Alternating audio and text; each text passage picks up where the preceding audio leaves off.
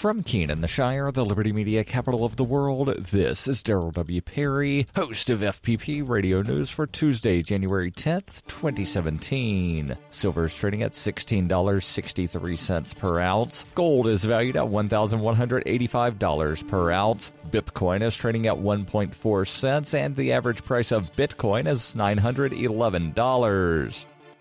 Antiwar.com reports continuing what may ultimately be a very brief flurry of anti-Russia sanctions. The Obama administration announced a new round of sanctions against 5 Russian officials. Administration officials say that technically these are unrelated to allegations of Russian hacking of the election, though the timing makes it clear that this is part of ongoing retaliation. When President-elect Donald Trump takes office in a week and a half, these moves may not last long, with Trump aide Kellyanne Conway saying that Trump could well reconsider any sanctions imposed by the administration in the name of proportionality. Trump has also suggested he'd be looking at rolling back some of these moves, and that was the big reason why Russia did not launch any retaliatory diplomatic action after the Obama administration expelled 35 of their diplomats and seized a pair of their compounds, with Russian officials saying that they expect Trump to change course when he gets into office. Defense Secretary Ash Carter was the last official to push for more anti-Russia sanctions, insisting that the U.S. should not limit ourselves in any way in anti-Russian measures, declaring the alleged hacking an aggressive attack against our very democracy. Between this and Senator Ben Cardin's declaration that Russia attacked us, there appears to be a significant shift in the rhetoric surrounding the hacks in recent days, with officials trying to position the matter as interference in the election, but not an overt act of war.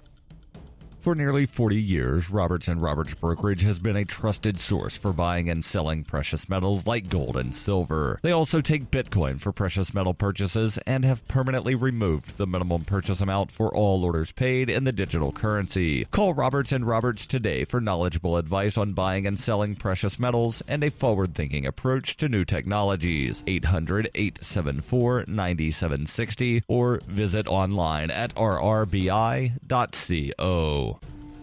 UPI reports the uninsured rate for health insurance maintained a record low 10.9% in the fourth quarter of 2016, according to data from Gallup and Healthways. The data is the same as the third quarter of last year, which was the lowest since Gallup and Healthways began tracking insurance coverage in 2008. The highest rate was 18% in the third quarter of 2013, before the health insurance exchanges opened in October 1st of that year. The exchanges are part of the Affordable Care Act, also known as Obamacare, which requires Americans to carry health insurance or incur a fine. The government reported that ACA enrollment surged via the exchanges after Donald Trump, a vocal critic of the healthcare law, won the presidential election on November 8th. According to federal officials, 6.4 million people had already purchased healthcare on the exchange in the open enrollment period through mid-December, which is an increase of 400,000 people over the same period in 2015. Researchers said this suggests the uninsured rate could fall further in the first quarter of this year. Gallup and Healthways conducted 42,546 interviews with adults in the U.S. over the age of 18 from November 1st through December 30th as part of the Gallup Healthways Wellbeing Index. Pollsters also found that more adults are paying for their own plan.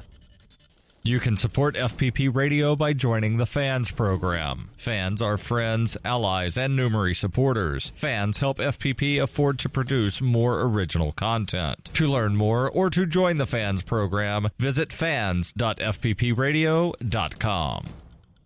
Reuters reports U.S. Secretary of State John Kerry on Monday apologized to hundreds of State Department employees who were fired after the start of the Cold War for being gay in what was known as the Lavender Scare. Kerry said in the statement, in the past, as far back as the 1940s, but continuing for decades, the Department of State was among many public and private employers that discriminated against employees and job applicants on the basis of perceived sexual orientation, forcing some employees to resign or refusing to hire certain applicants in the first place. These actions were wrong then, just as they would be wrong today. Kerry added, on behalf of the department, I apologize to those who were impacted by the practices of the past and reaffirm the department's steadfast commitment to diversity and inclusion for all of our employees, including members of the LGBTI community. Senator Ben Cardin told Kerry he intended to remedy this injustice by introducing legislation to acknowledge the Lavender Scare and offer an apology on behalf of Congress.